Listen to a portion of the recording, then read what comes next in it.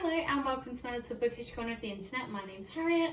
I've got another spoiler-free review for you today, and that is going to be on a well-loved fantasy book, and that is Assassin's Apprentice by Robin Hobb. Now this is the first book in a trilogy called the Farseer trilogy, and it is a fantasy series that is revolving a young orphan boy named Fitz, and he is actually a royal bastard who has the ability to communicate with animals, so he can get inside their head and he can talk to them, but this is something that is frowned upon. So even though he is talented in that aspect, he isn't actually supposed to show that he has that power. But one day he gets asked to visit the royal family, of whom he is a bastard, and they basically want to turn him into a weapon, which is for him to be an assassin. Now I won't say anything more about the plot because I feel like I will spoil absolutely everything, but we are following Fitz from a very young age up until he's kind of getting into his teen years. Sorry, I just had to close the curtains a little bit there.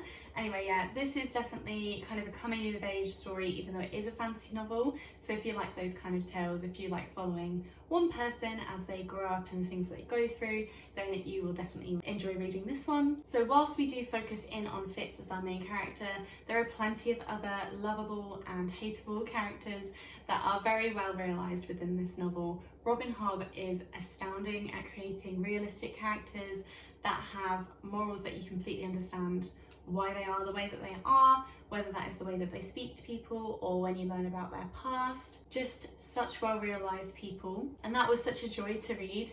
I wasn't actually focusing a lot on the story, I was more focused on these characters and how realistic they felt. And to be honest, it wasn't until about halfway through the book when you meet all of these people and they start to have more of a place in the story that I started to realise how very good this book was.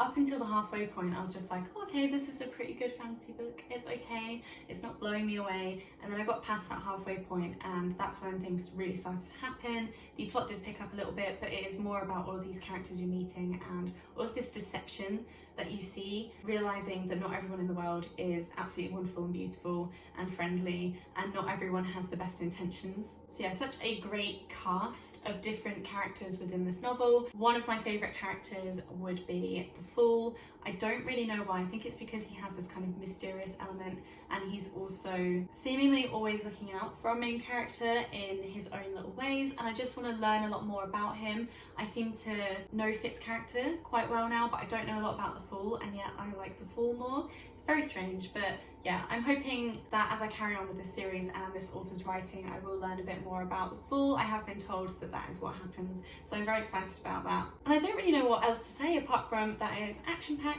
There's some romance in here, there is grief, there is sadness, and it is just everything that I wanted it to be. Yes, it does take a little while to get into this book, and I would say that Hobb's writing is maybe a little bit slower and quieter than other fantasy books that I have read, but I'm used to that from authors like Ursula Le Guin, and sometimes Tolkien's works as well. Just that like quieter, slower start to the novel, and then it starts to pick up. So yeah, definitely worth reading. I thoroughly enjoyed it and ended up giving it a 5-star rating. Please do let me know if you've read this book. Also let me know if it's worth carrying on with the series and where to go after the Farseer trilogy. I've got a couple of Hobb's other books. I've got the Ship of Magic first book, 2 books from, I don't know what the series is called, but it's something to do with dragons, Dragon Haven, and then I just picked up one that is a collection of short stories from the 6 Duchies. So which do you think I should read after I finish this trilogy? But yeah, that's it for my review today. Thank you so much for watching, and I will see you in the next video.